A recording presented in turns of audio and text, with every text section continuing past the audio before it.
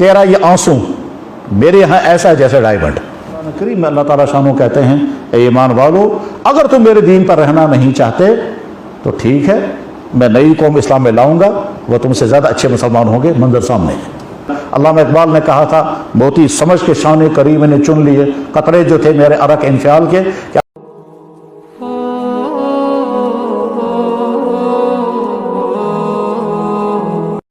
कुरान हमें यह कहता है, जो कुछ तुम्हारे सामने मंजर आ रहा है ये पहले भी रहा है, आइंदा भी होगा। क्यों?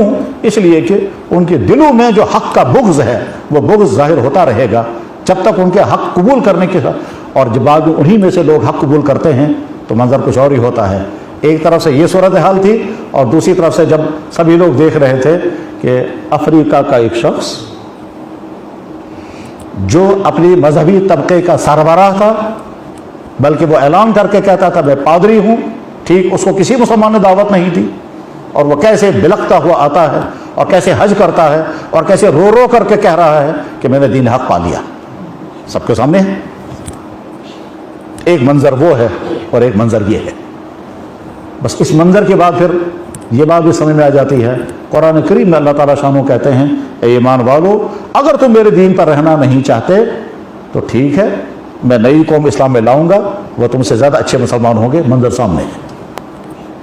जब मुझे किसी भाई ने दिखाया तो एक तरफ से ये दिखा रहा था कि इब्राहिम नाम का शख्स किस तरह से इस्लाम में आ गया, और दूसरी तरफ से वो दिखा रहा था फला मुसलमान मुर्तद हो गया। तो मुर्तद इंसान अपनी कहानी सुना रहा है और अपना नाम उसने रखा एक्स मुस्लिम। तो एक्स मुस्लिम की कहानी भी है इस्लाम से मुर्तद होने की, और इस्लाम कबूल करने वाले का मंजर भी सामने था। मुझे एकदम कुरान की आयतें याद आ गई। अल्लाह ताला फरमाते, भाई ततबल्लो यस्तब्दिल कौमन गैरकुम सुम्मा ला यकूनु अमसालकुम, तो मेरे दीन से वापस मुड़ जाओगे तो क्या हुआ, तुमसे ज़्यादा बेहतर लोग इस्लाम में आएंगे और तुमसे ज़्यादा बेहतर इस्लाम की नुमाइंदगी करें। और रोज़ मंजर सामने आता है। एक तरफ से इंसान इस्लाम से दूर जा रहा है, दूसरी तरफ से इस्लाम की तरफ आने वाले कैसे जज्बे के साथ, किन कैफियत के साथ, किन रूहानी अजमतों के साथ और कितनी खुशियों के साथ वो इस्लाम कबूल करते हैं, और कैसे उन आंसुओं का नाम ही नहीं रखा जा सकता ये आंसू कौन सी किस्म के हैं। ये दर्द के आंसू तो नहीं है, ये कोई चीज़ खोने के आंसू तो नहीं है, ये किसी हक के पाने के वो आंसू हैं जिन आंसुओं की कीमत इस दुनिया में कुछ नहीं है। यही वो आंसू हैं।